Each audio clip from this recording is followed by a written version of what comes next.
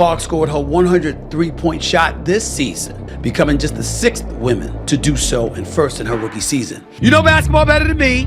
You know basketball than any of the pundits. You know basketball better than most of the men that play basketball. There is no way in hell you just accidentally left Caitlin Clark's name out of that soliloquy that you dropped about the Indiana Fever. Stop it. Caitlin Clark has transformed the Indiana Fever, with their games this season averaging over 900,000 viewers, outpacing some NBA games. 2 years ago, their home attendance was 1,800 fans.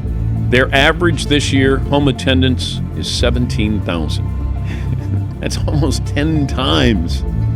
And, of course, the big difference is Caitlin Clark. But there's a catch. The upcoming expansion draft forces the Fever into a tough spot, deciding whether to retain Clark's supporting cast or protect future draft assets. Now, the expansion draft means the Fever can only safeguard 6 players, and each decision could significantly affect their viewership and, more critically, their shot at a championship. Who might be at risk? You were making the point. Do you want to promote the league or not? Stay tuned, as we'll explore the stats and scenarios that could shape or shatter the Fever's future. Imagine this. Caitlin Clark is dominating, lighting up the scoreboard as if it were the 4th of July. But the Indiana Fever are in a bind. They can only keep 6 players. Yes, just 6. It's like a high-stakes game of musical chairs, but with million-dollar contracts hanging in the balance. Caitlin is going to have an incredible career. She will have an opportunity to go to the Olympics. She will have an opportunity to develop as a player. I think she is going to be one of the greatest players that the game has ever seen. There's Kelsey Mitchell, the seasoned veteran who's weathered every storm with the Fever. She's been the team's heartbeat, delivering consistent numbers season after season. Caitlin Clark is the reason why a lot of great things is going to happen for the WNBA. But here's the twist. She's aging, and her contract isn't getting any less expensive. My WNBA Player of the Week. Surprise, surprise.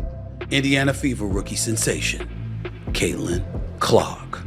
It's nothing really to say other than that. She's winning Rookie of the Year. She's a top candidate for league MVP honors. Talk about a zero-to-hero story. Lexi Hull has gone from riding the bench to igniting the court with her three-point shooting, hotter than an Indiana summer day. The fans adore her, and the coaches can't get enough. But is that enough to secure her spot? The Fever's front office is pondering so hard over this decision. You'd think they'd need helmets. What was the point for you where you really felt like you found your role on this team? Because, like, you know, it felt like the first 2 years you were trying to figure out exactly your place in the W.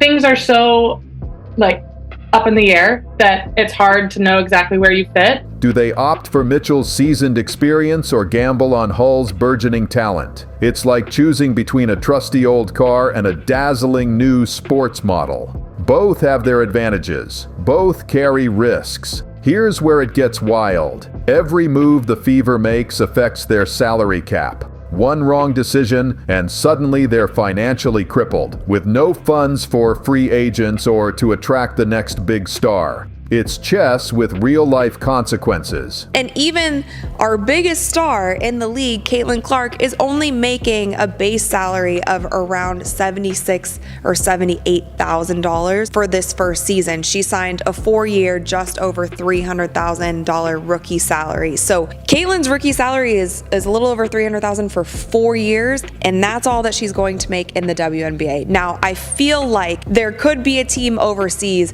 who would love to snatch Caitlin Clark away from us and give her a crazy offer. Where the pieces are people with careers at stake. The craziest part? We haven't even touched on Caitlin Clark yet. Protecting her is a given, but it'll take a hefty slice of the salary cap, leaving the team with more hard choices than a kid in a candy store with just $1. Who else is feeling the heat? Which players should start packing? And who gets to stay? Stick around. We're about to dissect the rest of the roster. Trust me, you don't want to miss this. Let's not forget NaLyssa Smith. Raw talent, incredible athleticism, but as consistent as a weather forecast in spring. The Fever are in a bind. Keep her and face those performance roller coasters, or let her go, potentially watching her shine elsewhere. It's like trying to pick the winning lottery ticket from a batch of scratch-offs. And making this scenario even more chaotic are the Golden State Valkyries and Portland Pilots, eyeing the Fever like predators. Stupid decision because it compromises what your ultimate goal is, which is to elevate the WNBA brand. These expansion teams are ready to pounce on any unprotected player Indiana might leave behind. It's like waiting for the prime cuts at an all-you-can-eat buffet. Let's focus on Smith for a moment. Her potential is sky high. We're talking game changer here. But her inconsistency, it's giving the Fever's front office more headaches than a calculus test.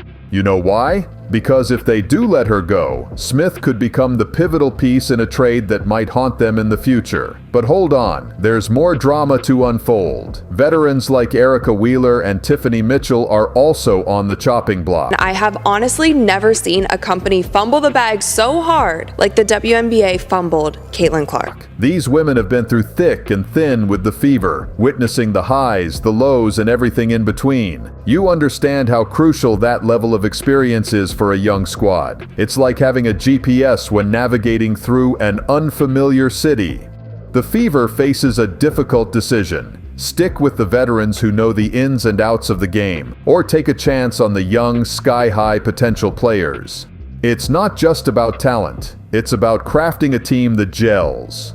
Look at teams like the Seattle Storm. They've nailed it with a blend of seasoned professionals and emerging stars. Season, it was historic. She had the most points in a rookie campaign, the most assists in any season ever, and she even messed around and got a pair of triple doubles, something no other rookie has ever done. Word on the street is that the Valkyries are scouting for players who can make an immediate impact, adding even more pressure on the Fever to make the right decisions. It's like playing chess, but the pieces keep morphing. What's really keeping everyone awake at night? The possibility that Kelsey Mitchell, the very essence of the team, might be donning another jersey next season. Will she stay or will she go? The Fever need to act quickly because time is slipping away. They want us to recognize elite layup missers and failed dunkers.